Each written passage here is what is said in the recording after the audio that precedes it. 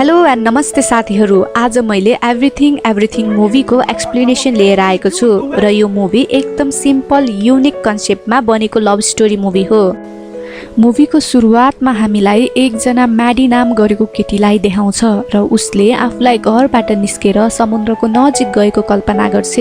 किनकि उसले अहिलेसम्म समुद्र देखेकी पनि हुन्न। यति मात्र होइन, म्याडीले अहिलेसम्म घरको ढोका खोलेर घर बाहिर एक पाइला पनि राखेकी हुँदैन, किनकि उसलाई रियर जेनेटिक रोग लागेको हुन्छ र यो रोगको नाम सिभियर कम्बाइन्ड इम्युनोडेफिसियन्सी सिड। मतलब यो रोग लागेका मानिसहरूलाई बाहिरको नर्मल भाइरसहरूले नि चाँडै अट्याक गर्न सक्छ र सामान्य भाइरसहरूसँग पनि उसको बडीले लड्न सक्दैन। त्यसकारणले गर्दा ऊ धेरै बिरामी हुन सक्छ अनि उसको मृत्यु पनि हुन सक्छ। त्यसैले ऊ अहिलेसम्म घरभन्दा बाहिर निस्केकी पनि हुँदैन र संसारमा धेरै नै कम मान्छेलाई मात्र यो रोग लाग्ने गर्छ र उसको घरभित्र पस्नलाई मान्छे पुरै सेनिटाइज भएर आउनुपर्छ र पुरै घर सिसाले बनेको हुन्छ ताकि म्याडीले बाहिरको वातावरण भित्रै बसेर हेर्न सकोस् भनेर। म्याडी हरेक दिन एक्सर्साइज गर्छ, किताब पढ्छ र अनलाइनबाटै आफू जस्तै बिरामी भएका मानिसहरूसँग कुरा पनि गर्छ र उसले अनलाइनबाट नै आर्किटेक्चर कोर्स पढिरहेकी हुन्छ र उसको हरेक दिनचर्या यसरी नै बितिरहेको हुन्छ र उसको मम्मी पनि डाक्टर भएकोले म्याडीको हरेक दिन रेगुलर चेकअप गर्छ र उसलाई केयर गर्नलाई उसको मम्मीले नर्स पनि राखेकी हुन्छ र नर्सको नाम क्यारला हुन्छ र म्याडीलाई 15 वर्षसम्म क्यारलाले नै हेरिरहेकी हुन्छ र यो संसारभरि नै म्याडीले चिनेको मान्छे भनेको 3 जना मात्र हुन्छन्, उसको मम्मी, नर्स क्यारला र नर्सको छोरी रोजा। यति 3 जनासँग मात्र म्याडीले भेटेकी हुन्छ। तर एक दिन भने म्याडीको घर नजिकै एकजना नयाँ परिवार सरेको हुन्छ र त्यो परिवारमा ओलिभर नाम गरेको म्याडीकै उमेरको एकजना केटा हुन्छ र ओलिभरको पहिलो दिनमै पहिलो नजरमै म्याडीसँग आँखा जुत्छ र ओलिभरले बाहिरैबाट म्याडीलाई हाई भनेर इसारा गर्छ र म्याडी पनि ओलिभरलाई देखेर मुस्कुराउँछ र त्यही राति म्याडी र उसको मम्मी गेम खेलिरहेका हुन्छन्। त्यति बेलै ओलिभर र उसको बहिनी एउटा केक लिएर म्याडीको घर आउँछन् र म्याडीको मम्मी ढोका खोल्न बाहिर जान्छ र ओलिभरले हेलो आन्टी, हामी आज यहाँ भर्खर सिफ्ट भएको हो र मम्मीले तपाईँलाई हेलो भन्नलाई केक पठाइदिनु भएको छ भन्छ। तर म्याडीको मम्मीले नम्र तरिकाले नै केक लिन मान्दिन र ओलिभरले म्याडीको मम्मीसँग तपाईँको छोरी कता छ त भनेर सोध्छ र उसले म्याडी बाहिर गएको छ भनेर झुट बोलिदिन्छ र यता म्याडीले सबै कुरा सीसी क्यामेराबाट हेरिरहेकी हुन्छ र उसको मुखमा ओलिभरलाई देखेर फेरि मुस्कान हुन्छ र जब ओलिभर आफ्नो रुममा हुन्छ त्यही बेला म्याडीले आफ्नो रुमको विन्डोबाट ओलिभरलाई हेर्न खोज्छ। तर त्यही बेला ओलिभरले म्याडीलाई देख्छ र ओलिभरले म्याडीलाई हाई भन्छ र दुवैजना एकअर्कालाई देखेर मुस्कुराउँछन्। अनि यस्तै गरेर 2-3 दिनसम्म ओलिभर र म्याडीको हाई हेलो नै हुन्छ। अनि एक दिन ओलिभरले झ्यालमा आफ्नो नम्बर लेखिदिन्छ अनि म्याडीले तुरुन्तै ओलिभरलाई हाई भनेर मेसेज गर्छ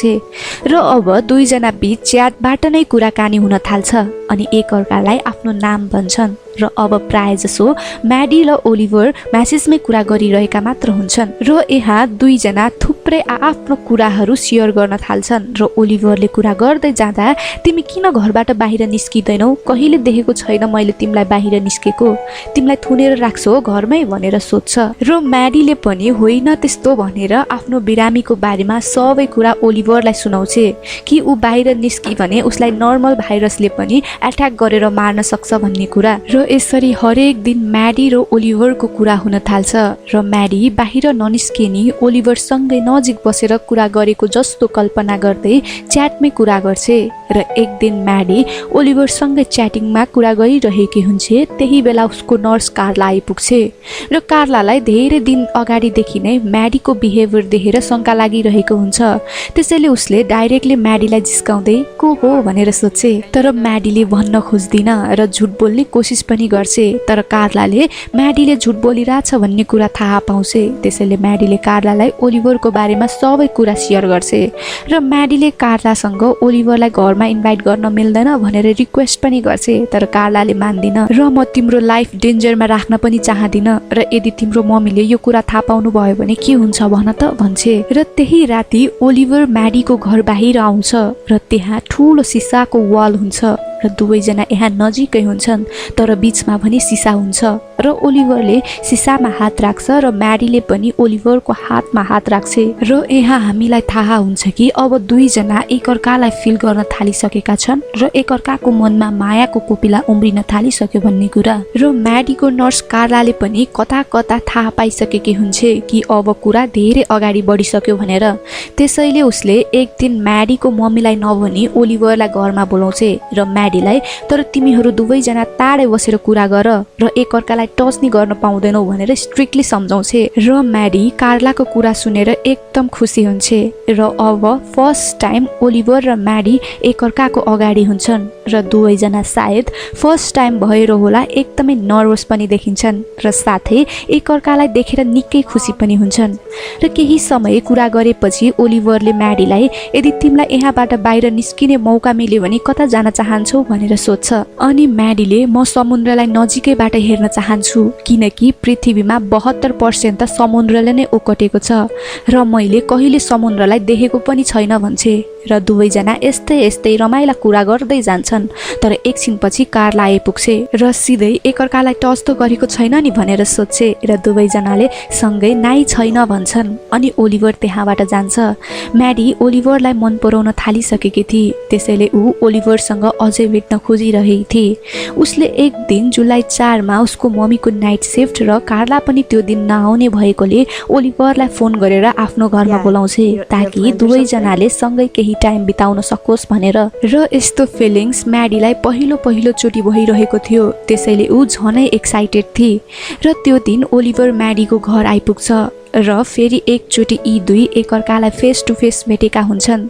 तर यसपालि भने म्याडी ओलिभरलाई छुन चाहन्थे, ओलिभरको नजिक हुन चाहन्थे, तर ओलिभर भने कतै उसको कारणले म्याडीलाई केही हुन्छ कि भन्ने डर लागिरहेको थियो। तर म्याडी आफूलाई रोक्न सक्दिन र ओलिभरको नजिक जान्छे, तर ओलिभरले तिम्रो हेल्थ बिग्रिन्छ नजिक नआऊ भन्छ। अनि म्याडीले ओलिभरलाई केही हुँदैन औषधि खाएको छु भनेर सम्झाउँछे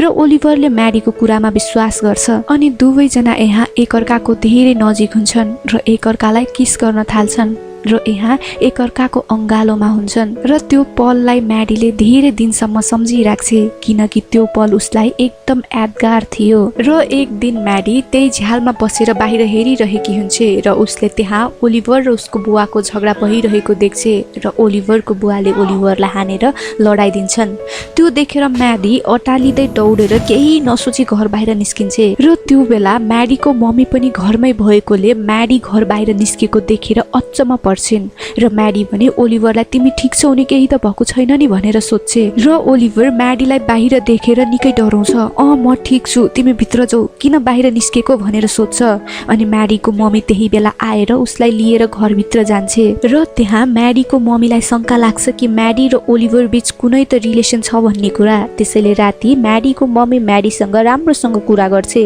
र म्याडीले उसको र ओलिभरको बारेमा सबै कुरा सुनाउँछे र उसलाई ओलिभर मन पर्छ भनेर पनि सुनाउँछे। त्यो दिन त उसको मम्मी हाँसेर म्याडीको कुरा सुनिरहेकी हुन्छे, तर अर्को दिन भने कार्लालाई उसले जबबाट निकालिदिन्छे किनकि कार्लाले ओलिभरलाई उसको पर्मिसन बिना नै घरमा ल्याएकी हुन्छे र उसको लापरवाहीले गर्दा म्याडीको हेल्थमा असर पर्न सक्छ भनेर आमाको मन नहो। र अर्को दिन म्याडी बिरामी भएकी हुन्छे र केही समयपछि ठिक पनि हुन्छे र त्यही झ्यालमा आएर बसिरहेकी हुन्छे। त्यही बेला ओलिभर पनि आएको हुन्छ र ओलिभरले आफ्नो रुमबाट मोबाइल खै तिम्रो भनेर इसारामा सोध्छ। अनि म्याडीले छैन भन्छे। अनि फेरि ओलिभरले पेपरमा लेखेर इन्टरनेट भनेर सोध्छ, त्यो नि छैन भन्छे किनकि म्याडीको मम्मीले सबै हटाइदिएकी हुन्छन् ताकि ऊ ओलिभरसँग कुरा गर्न नसकोस् भनेर। र ओलिभरले तिमी ठिक छौ नि भनेर सोध्छ। अनि म्याडीले इसारामा ठिक छु भन्छे। र अब म्याडीको केयरको लागि उसको मम्मीले एउटा नर्स पनि राख्छे, तर म्याडीलाई भने त्यो नर्सदेखि चित्तै बुझ्दैन र उसले एक दिन मम्मीलाई म कार्लालाई मिस गरिरहेको छु, फेरि कार्लालाई बोलाउनु न भन्छे। तर मम्मीले मान्नेवाला थिएन र कार्लाले कुनै पनि नचिन्ने मान्छेलाई घरभित्र नल्याउनु पर्ने हो भन्छे। र म्याडीले ओलिभर कुनै नचिन्ने मान्छे होइन मम्मी भनेर मम्मीसँग आर्गुमेन्ट गर्न थाल्छे। र त्यहाँ उसको मम्मीले म्याडीलाई तिम्रो जिन्दगी भनेको घरभित्रको जिन्दगी हो, तर ओलिभरको जिन्दगी बाहिरी जिन्दगी हो, तिम्रो र उसको मिलन हुन गाह्रो छ, तिमीहरू दुईजनाको कुनै फ्युचर सुन्दर छैन र पछि ऊ बाहिर अरू थुप्रै केटीहरूसँग भेट्छ र पछि तिमीलाई बिर्सिन सक्छ छोरी, म तिम्रो खुसीको लागि नै यस्तो गरेको हो भनेर सम्झाउँछे र कतै न कतै म्याडीलाई नि मम्मीको यो कुरामा भने हो जस्तो लाग्छ। त्यसैले उसले अब ओलिभरको म्यासेज र कललाई इग्नोर गर्न थाल्छे। तर ओलिभर भने रेगुलर म्यासेज र कल गरे गर्छ, तर म्याडी भने कल उठाउँदिन। त्यसैले एक दिन ओलिभरले थुप्रै समुद्रहरूको फोटो जम्मा गरेर म्याडीको घरको सिसामा टाँसिदिन्छ र त्यहीसँग एउटा नोट पनि लेखेको हुन्छ जसमा ओलिभरले म्याडीलाई म्याडी हरेक समुद्रले डिजर्भ गर्छ कि त्यो तिमीले देखोस् भनेर, र ओलिभरले लेखेको त्यो नोटले म्याडीमा हिम्मत आउँछ। त्यसैले म्याडी एक दिन अब यसरी म जिन्दगी जिउन सक्दिन र अब म जे भए पनि मजाले आफ्नो बाँकी भएको जिन्दगी जिउँछु भनेर उसले आफ्नो मम्मीलाई म तपाईलाई धेरै माया गर्छु मम्मी, मलाई नि थाहा छ तपाईले मलाई धेरै माया गर्नुहुन्छ, तर तपाई एउटा धेरै स्ट्रङ महिला हो, त्यसैले म जाँदैछु मम्मी। तर यो सब मैले ओलिभरको लागि गरेको होइन, ओलिभरले त म भित्रको म्याडीलाई जगाएको छ। यदि म बाहिरी दुनियाँमा गइन भने जिन्दगीको महत्त्व नै बुझ्दिन मैले भनेर एउटा चिठी लेख्छे र घरबाट बाहिर निस्किन्छे र डाइरेक्टली ओलिभरलाई भेट्छे र ओलिभर म्याडीलाई बाहिर देखेर डराउँछ र म्याडीलाई तिमी घरभित्र जाऊ, किन बाहिर निस्केको, न त तिमी बिरामी हुन्छौ भन्छ। र म्याडीले ओलिभरलाई झुट बोल्छे कि मैले एउटा थेरापी लिइराखेको छु, यो कुरा मैले तिमीलाई भनेकै थिइनँ र यो थेरापी गर्दा म ठिक भएको छु कि छैन मैले टेस्ट गर्नुपर्छ। म बाहिर निस्किने कुरामा मेरो मम्मीले कहिले मान्नु हुँदैन किनकि उहाँले मलाई धेरै माया गर्नुहुन्छ, त्यसैले यो एक्सपेरिमेन्ट गर्न डराउनुहुन्छ भन्छे र ओलिभरले पनि म्याडीको कुरामा विश्वास गर्छ र म्याडीले ओलिभरलाई मैले हवाईको 2वटा टिकट लिएको छु, त्यही जम 2-3 दिनको लागि भन्छे र दुवैजना हवाई जान्छन् र यता म्याडीको मम्मीले म्याडीले लेखेको चिठी पढ्छे र ऊ डराउँदै ओलिभरको बहिनीलाई तिम्रो दाइ खै भनेर सोध्छे, तर उसको बहिनीलाई नि केही थाहा नै हुँदैन र यता भने ओलिभर र म्याडी धेरै इन्जोय गरिरहेका हुन्छन् र पहिलो चोटि म्याडी समुद्रमा पौडिरहेकी हुन्छे र उसको खुसीको कुनै सीमा नै हुँदैन र यहाँ दुवैजनाले निकै इन्जोय गर्छन् र त्यही राति म्याडी र ओलिभर कुरा गर्दै जाँदा आफ्नो फिलिङ्सहरू एकअर्कालाई सुनाउँछन् कि उनीहरू एकअर्कालाई माया गर्छन् भनेर। अनि त्यही राति दुवैजना सबै कुरा बिर्सेर इन्टिमेट पनि हुन्छन् र बिहान म्याडी उठेर बाथरुम जान्छे तर ऊ बाथरुममै एक्कासी बेहोस हुन्छे र ओलिभरले म्याडीलाई तुरुन्तै हस्पिटल लैजान्छ र अब म्याडीको होस आउँछ र ऊ आफ्नो घरमा हुन्छे र केही दिनपछि अलि ठिक पनि हुन्छे र उसलाई अब लाग्छ कि उसको र ओलिभरको रिलेसन अगाडि बढ्न हुँदैन भनेर, किनकि उसको र ओलिभरको लाइफ नै फरक हुन्छ, उनीहरूको फ्युचर नै उसले देख्दिन र पछि झन् गाह्रो हुन सक्छ भनेर अब म्याडीले ओलिभरको कल र म्यासेज सब फेरि इग्नोर गर्न सुरु गर्छे र ओलिभरले कल र म्यासेज गरे गर्छ तर म्याडीले त्यसमा केही रियाक्ट नै गर्दिन र एक दिन म्याडीले आफ्नो विन्डोदेखि ओलिभर र उसको फ्यामिली त्यहाँबाट सरेर न्युयोर्क जान लागेको देख्छे, किनकि ओलिभरको बुवा जडिया हुन्छ र उसको बुवाको कारणले गर्दा त्यहाँ शिफ्ट भएका हुन्छन् र म्याडीले त्यो देखेर हतार गरेर ओलिभरको म्यासेज चेक गर्छे र त्यहाँ ओलिभरले म्याडी म तिमीलाई धेरै माया गर्छु, मैले आफ्नो फिलिङ्सलाई रोक्ने कोसिस पनि गरे तर सकिन,